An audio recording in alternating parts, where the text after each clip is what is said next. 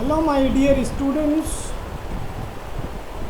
Myself, Professor Sanjay Chabda, Faculty of Law and Governance, Jyoti Vidyapith, Women's University. This session is related to Functional Accounting, Unit 3, Session number 12.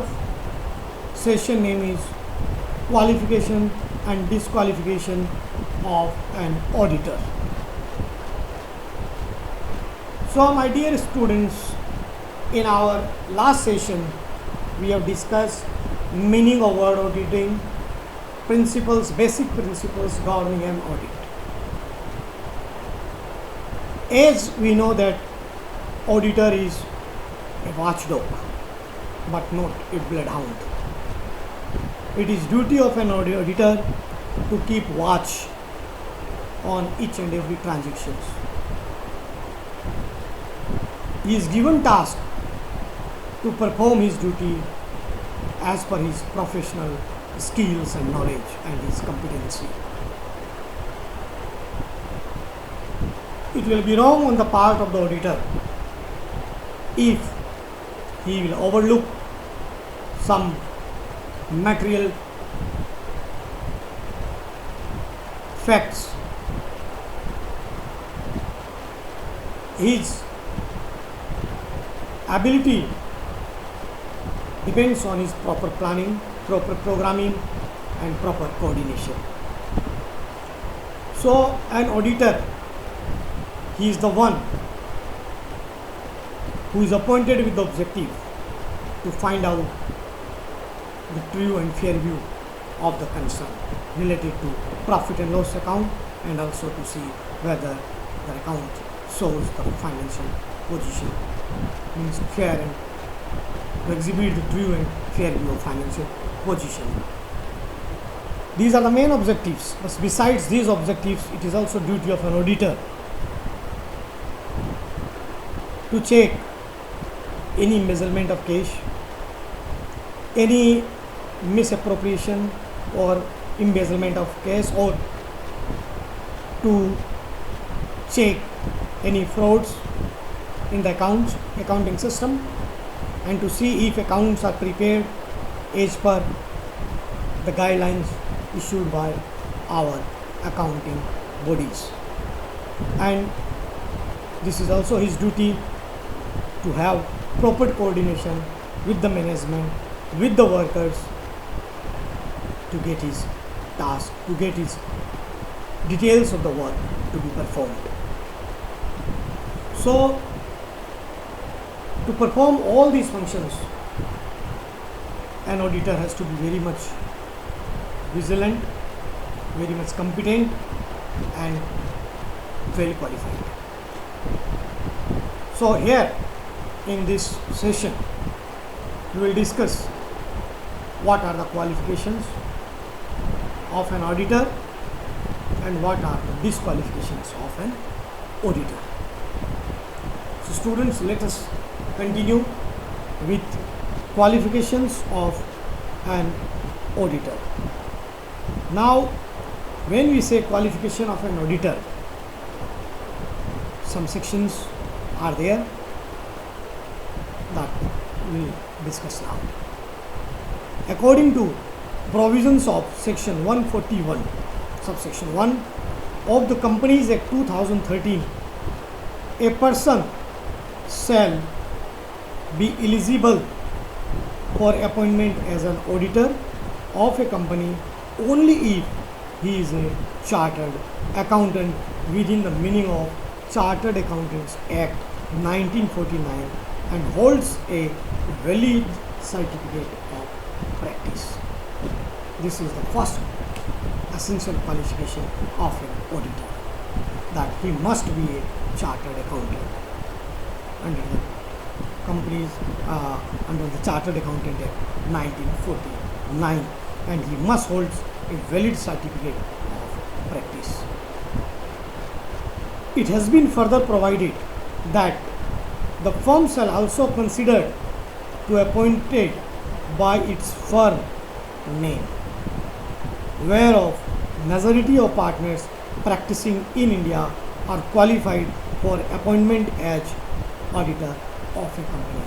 It is related to a firm. Are here to discuss about one man, sole proprietor, that if a person is chartered accountant, yes, he is qualified. Number two, if it is a firm, group of chartered accountants, then also they are eligible to be appointed as an auditor, provided that these partners are practicing in India and are also qualified for appointment of auditor of a company. According to provisions of section 141 subsection 2 of the Companies Act 2013, a firm including limited liability partnership LLP, limited liability partnership, who are chartered accountants shall be authorized to act as auditor and sign on behalf of the such limited liability partnership or firm. So these are the qualifications of a chartered accountant. Even that students, those who are doing chartered accountancy course, articles, yes, they work with chartered accountant, but they are not auditor. They are helping hand to the auditors. They are doing just clerical work to check as per the instructions and guidelines of the head chartered accountant, main chartered accountant. So here main chartered accountant is appointed as auditor of the firm or company, not article clerk. Article clerk, students of chartered accountancy course, they are learning under him. So they are doing work on behalf of or as per the instructions of the main auditor, their main chartered accountant. Clear? Now what are the disqualifications of an auditor? According to the provisions of section 141 subsection 3 of Companies Act 2013, following persons shall not be eligible as auditor of the company. Number A body corporate other than LLP, limited liability partnership, registered under the LLP Act 2008.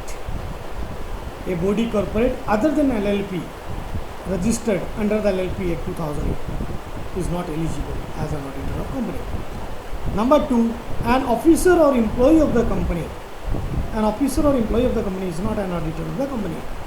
Number C, a person who is partner or who is in the employment of an officer or employer of the company, he is also not eligible to be an auditor. And number four, a person who or his relative or partner is holding any security interest in the company or its subsidiary or of its holding or associate company or subsidiary of such holding company. Any person who is relative or partner of the chartered accountant having substantial interest in that company is not eligible to be an auditor of that company. It has been further provided that an relative may hold security or interest in the company of face value not exceeding 1 lakh rupees. Again, a person who or his relative or partner again is not eligible to be an auditor if is indebted to the company or its subsidiary or its holding or associate company or subsidiary of such holding company in excess of rupees 5 lakhs. Here, then a person who or his relative or partner is not eligible to be an auditor of company if he has given guarantee or provide any security in connection with the indebtedness of any third person to the company or its subsidiary or its holding or associate company or a subsidiary of such holding company for value in excess of rupees 1 lakhs. Here, so this is about number D, that a person who or his relative or partner. So these three categorized are there, they are not eligible to be an auditor of company. Then again, fifth disqualification is a person or a firm who whether directly or indirectly, has business relationship with the company or its subsidiary or its holding or associate company or subsidiary of such holding company or associate company. So if they have business relation with that company, then they will not be eligible to be an auditor of that company. Then number F, a person whose relative is a director or is in the employment of the company as a director or key managerial personnel, no interest. Then number Z, number 7, a person who is full-time employment elsewhere, or a person or a partner holding appointment as its auditor is at the date of such appointment or reappointment holding appointment as auditor for more than 20 companies. This is number G. Number 8,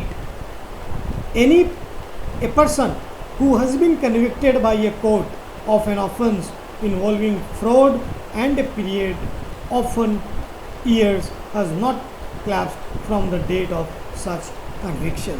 If he is found involved in fraud and he is in conviction, his period of that such conviction is not over, he is not eligible to become an auditor. Then number 9, any person whose subsidiary or associate company or any other form of entity is engaged as on the date of appointment in consulting or specialized services in reference to provisions of section 144 of the Companies Act 2013 is not eligible to be an auditor of company. Then further, according to the provisions of section 141 subsection 4 of the Companies Act 2013, where a person appointed as auditor of the company incurs any of the disqualification mentioned in section 141 subsection 3 of the Companies Act 2013, after his appointment he shall vacate his office as such auditor, and such vacancy shall be deemed to be casual vacancy in the officer of the auditor. It must be noted that the aforesaid provisions are applicable to all types of auditors, that is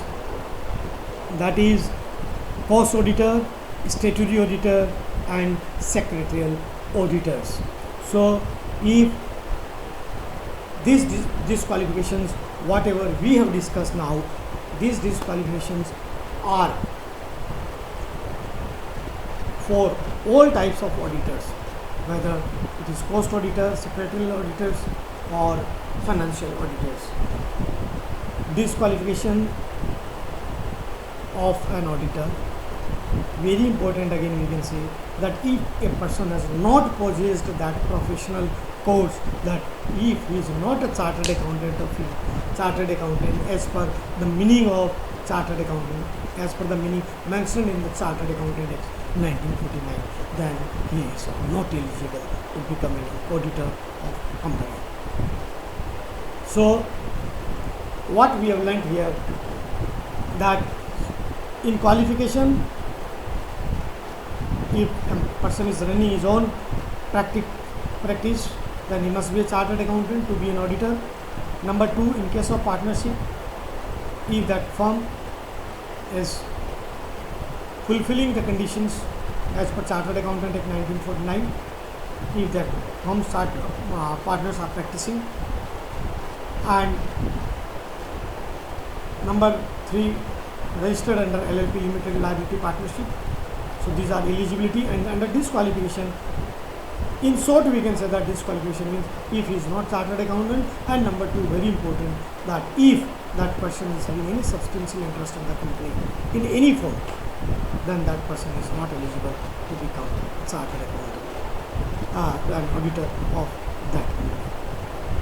Is that clear? So dear students, from this session you prepare note what are the qualifications and disqualifications of an auditor of a company.